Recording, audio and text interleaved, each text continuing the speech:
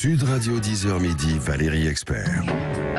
Voilà, on s'installe en direct. oui, là, c'est Gérard, il est venu avec ses librairies, encore une fois. Oh, regardez, on a le même livre, Gérard. Tommaso Melilli. C'est dingue. Voilà, c'est vrai, on est venu a avec le même. Ça va bien? Très bien. Bon, alors, plein de choses à dire. Ouais. C'est pas facile pour les libraires en ce moment, on peut le dire. Période électorale, les gens achètent pas de livres, c'est bizarre. Ouais, mais c'est pire que ça, quoi. Je veux dire, il y a normalement en période électorale, c'est très compliqué déjà, et là, ça cumule plein de choses. C'est-à-dire, on a l'impression que les gens ont peur. C'est bizarre comme ambiance. Tous les éditeurs sont en baisse et tout. C'est vraiment incroyable. Je n'arrive pas à comprendre. Ouais. Voilà, on va pas se laisser abattre. Non, et puis il y a des choses formidables, mais vraiment, mais alors déjà, ce petit livre en poche, L'écume des pâtes, Tommaso Melilli, vous voyez, Gérard et moi, on l'a pris, chacun de notre côté. Tommaso Melilli, il a travaillé, il est italien, il est venu faire ses études en France, il travaille dans un restaurant, un peu branché, etc. Et puis, il se rend compte qu'il connaît rien. En fait, il ne connaît pas ses racines, sa cuisine, la cuisine italienne, et il part dans une sorte de road trip en Italie pour retrouver, les recettes, la cuisine traditionnelle.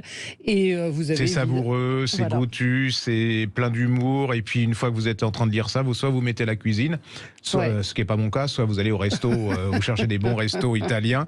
Et c'est un indispensable. C'est un indispensable. Franchement, c'est joyeux, c'est gai, de la cuisson parfaite des pâtes à l'heure de préparer les artichauts. C'est gourmand, c'est écrit au dos. C'est comme la couverture, c'est gai et tout. C'est merveilleux, savourant. C'est merveilleux, savoureux, vivant. Dixit, Gérard Collard de la Griffe Noire. Je sais, formidable. Je suis un peu gêné là. Et c'est aussi joyeux que la couverture. Moi, je voulais vous remercier pour La Sourde Oreille. Anne de Quinquelin. C'est aux éditions HarperCollins. Formidable histoire d'une jeune française. Elle est française, mais ses parents sont japonais. Voilà, mais elle est née en France et elle travaille dans un grand restaurant. Elle est très douée pour la découpe du poisson. Voilà, ça commence comme ça. Une horreur pour vous parce que vous n'aimez pas le poisson. Et puis, ça parle un peu de la brutalité de ce milieu de la restauration. Et puis, c'est au-delà de ça, la place des femmes. C'est un livre formidable c'est un livre délicat, féminin, féministe et en même temps. Mais c'est pas taiseux. C'est pas un tract. C'est vraiment. Pas un tract. Et puis donc elle est virée du restaurant. Elle se fait bousculer par le chef qui est un ignoble personnage. Et il se trouve que le lendemain, elle n'entend plus la voix des hommes. Que se passe-t-il dans un monde où on n'entend plus les hommes? On n'entend que les femmes, Oui, on n'entend que les femmes. C'est vraiment, je l'ai lu, ça se dévore, oui, absolument. Et en plus, moi j'étais sceptique parce que le côté fantastique, j'entends pas les voix des je me dis, oh là là, ce truc. Et en fin de compte, ça rentre très très bien dans l'histoire. Et puis je trouve que c'est un bel hymne à l'amitié féminine. Absolument. C'est-à-dire que souvent on parle d'amitié entre les hommes, mais très peu sur. Parce qu'elle a des copines qui sont là. Absolument.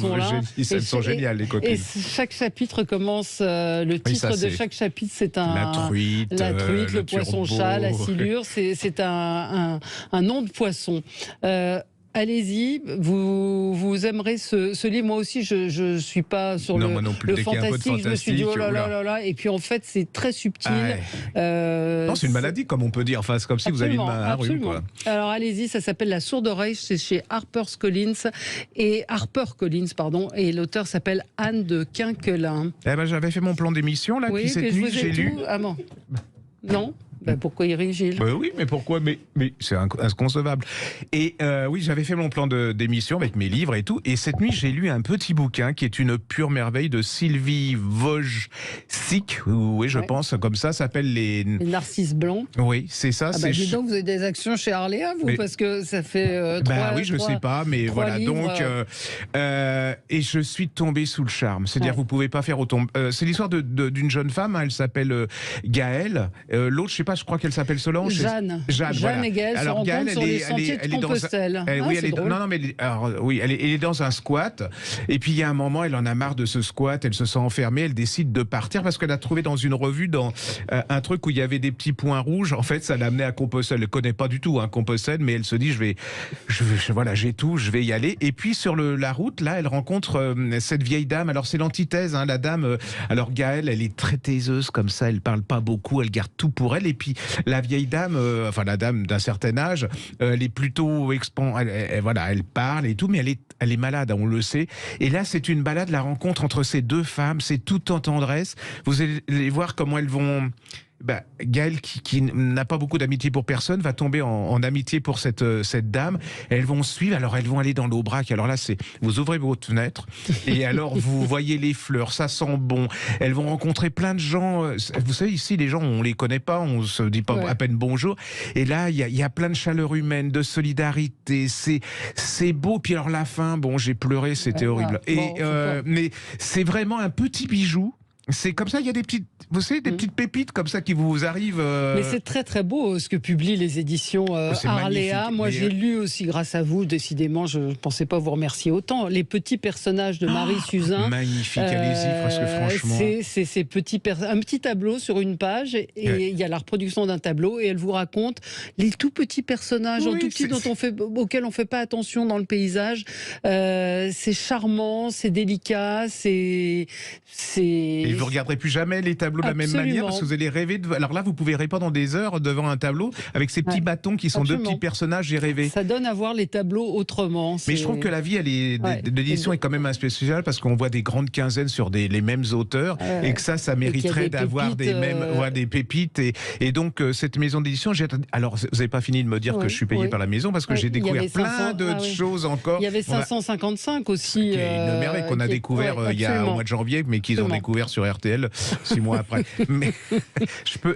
Alors là, les enfants, souvenez-vous, il y avait Jackie Durand, les recettes de la vie qui avait été une pure formidable. merveille. On avait beaucoup aimé ça. Qui était la rencontre de ce père et de ce fils. On aurait pu faire une thématique cuisine. Oui. Voilà, c'est ce que vous aviez préparé. Et donc là, c'était vraiment une pure merveille. Et là vient de paraître, plus on est de fous, plus on s'aime. C'est chez Stock et c'est le livre pour maintenant. C'est-à-dire que où les gens sont désorientés, ils trouvent tout glauque, ils savent plus où ils vont. Et là, c'est un livre de bonheur. C'est-à-dire que c'est comme des vitamines. Vous lisez ça se lit pas d'ailleurs, ça se savoure. C'est l'histoire de deux il faut dire que Jackie Durand, il est spécialiste de la cuisine, de la gastronomie, de la cuisine à Libération. Alors, il avait publié Tu m'étonnes aussi, qui est un très beau livre de ses chroniques. Et donc là, c'est deux hommes qui sont rencontrés. Alors, ils sont copains d'enfance depuis la primaire. Alors, il y en a un, il est plutôt baraqué, castagneux. Enfin, il aime la castagne. Il était un peu braqueur. Donc là, il sort de prison. Et puis là, son pote, qui est lui, alors plutôt Joseph, il a tout laissé tomber. Il est plutôt intello. Il a acheté une maison dans une forêt. Voilà, et ils vivent ensemble. Enfin, ils vivent ensemble en pure amitié, c'est-à-dire qu'ils s'entraident. Et puis, ils sont sur un parking un jour et ils voient une voiture qui débouche et ils laissent un couffin. Et dans le couffin, il y a un petit bébé. Et qu'est-ce qu'ils font? Alors, il y a le braqueur, lui, il veut le garder, puis Joseph, lui, il veut pas le garder. Il veut le redonner, parce que c'est pas à lui. Et ils vont le garder. Et là, c'est une pure merveille, les enfants. C'est la rencontre de deux mecs un peu paumés dans cette forêt. Mais alors, ils sont chaleureux, ils sont généreux. Ils vont le transporter ils vont l'amener chez eux. Alors, il y a un village tout autour avec plein de gens qui sont. Moi, ça m'a fait du bien parce que les gens se parlent, ils sont un peu différents. Ils aiment la cuisine. Alors, il y a plein de cuisines. Ils font des pique-niques. Ils n'ont pas grand-chose, mais alors, ça va de l'arriette, le barbecue, le bon vin. Et puis, alors, en plus, il y a un suspense parce que le braqueur, il est poursuivi par un type qui va essayer de lui faire le plus de balles possible. Alors attendez, pour moi, c'est le médicament anti-stress de l'année. C'est-à-dire que vous faites des mères, faites des pères. Voilà, parce que les gens arrivent et me disent je voudrais un livre, mais pas triste et tout. Il écrit excellemment bien. C'est aussi joyeux que la couverture, ce petit camion rouge avec ses deux un peu naïfs. C'est le partage, c'est la solidarité, c'est l'amitié. Il y a de l'humour, c'est entre rire et larmes. Il y a des larmes. Ah bah oui, mais moi j'étais bouleversé. Ouais. Avec le petit, je crois que c'est un petit garçon. Il y a des scènes avec les deux hommes, c'est quand même incroyable. Et puis il y a une histoire d'amour parce que le braqueur, il a une fille et tout. C'est vraiment. Non, là, si vous achetez pas ce bouquin, si vous le lisez pas, vous êtes. On va vous en reparler. Ah ouais, on va vous en reparler parce que c'est vraiment un bonheur. Voilà. Est-ce que vous connaissez Fran Lebowitz? Pensez avant de parler, lisez avant de penser. Alors moi, je l'ai un peu découvert, je dois avouer, sur Netflix. Mais elle est comme ça, hein, la couverture. C'est un personnage. Martin Scorsese lui a consacré une série d'entretiens qui est à voir sur Netflix. C'est un recueil de certains de ses papiers. C'est une grande New-Yorkaise dans l'âme. C'est drôle, vous riez à chaque page. Je vous en parle pas très bien, mais elle parle des enfants. Elle aime pas les enfants, elle aime pas la campagne. Et puis surtout, elle a un humour caustique. Mais un personnage, une femme qui voilà, elle vous plairait, je pense qu'elle. Elle n'est pas dans l'air du temps. Elle n'est pas trop dans l'air du temps, mais ce qui est fou, c'est que en fait, c'est des chroniques qui datent des années 80, mais c'est incroyablement actuel, contemporain, et vraiment, il faut lire cette femme. C'est chez Pauvert. Pensez avant de parler, lisez avant de penser. Elle est méchante. Elle a un côté un peu Dorothy Parker dans son comportement. C'est vraiment, elle est truculente. J'ai adoré. Pensez avant de parler, lisez avant de penser. Fran Lebowitz, puis regardez la série c'est sur Netflix, je crois. On a encore le temps ? Oui, allez-y. Ah, et ce petite merveille qu'on avait adoré quand il était paru en grand format, c'est Les Lettres d'amour sans le dire d'Amanda Asters. Ça ressemble, quand on parlait de 555, on parlait des petits personnages et qu'on parlait de ça, des narcisses blancs, c'est ça. C'est l'histoire d'une dame qui est cabossée par la vie. On lui a toujours fait comprendre qu'elle était nulle. Elle s'est fait avoir par les hommes, elle a une fille, mais bon, tout le monde s'en fout. Et puis un jour, elle ne sait pas pourquoi, elle rentre dans un salon de thé, puis on lui conseille, le salon de thé, je crois, fait aussi massage, et elle va tomber sur un masseur japonais. Ils vont pas se parler beaucoup, mais elle va être fascinée, et elle tombe amoureuse de cet homme, mais lui, il dit rien, hein, et elle va lui écrire une lettre d'amour. Et alors, elle va se mettre au Japon, elle va se mettre à la littérature japonaise. Alors, une découverte de la littérature japonaise géniale. Kawabata m'a jamais parlé des Belles endormies comme on m'a parlé dans ce bouquin. C'est tout en finesse, en tendresse, et elle va déclarer son amour, et là, il disparaît. Et c'est pour ça qu'elle écrit cette lettre. C'est beau comme la couverture, c'est comme des fleurs de cerisier, c'est délicat. Voilà, moi, je suis ressorti là-dedans, c'est un exercice zen. C'est-à-dire, et puis alors, ça m'énerve parce que... Alors, est-ce qu'elle va le rencontrer, cet homme? Est-ce qu'il est vraiment parti? Est-ce qu'à la fin, il va revenir? Il y a quand même du... Mais c'est surtout en délicatesse, et Dieu sait si je ne suis pas fanat d'Amanda Asters. Mais là, franchement, c'est une pure merveille. Lettre d'amour sans le dire, c'est au livre de poche, c'est un tout petit livre. Ah ouais, allez-y, c'est vraiment... ça fait du bien. J'ai reçu, je ne l'ai pas encore lu, Jeannine Boissard, formidable écrivain. Elle revendique cette littérature populaire. Elle publie Quand la belle se réveillera. Je signale parce qu'il y a beaucoup de... Elle a un succès fou dans les salons. Il y a la queue à chaque fois devant son stand. Et c'est une dame qui a un public depuis une éternité. Absolument, mais il y a une forme de mépris pour les gens qui vendent bien. Et non seulement elle vend bien, mais elle écrit bien. C'est une formidable raconteuse d'histoire. Et celui-ci... Et elle aime bien les gens. Oui. Ce qui n'est pas toujours le cas des écrivains. Elle aime bien, elle leur parle, et les gens se retrouvent dans ses romans. Là, ça se passe dans le Jura, et c'est un thriller. Je vais le lire, mais je l'ai reçu hier. Il est paru là, chez Fayard.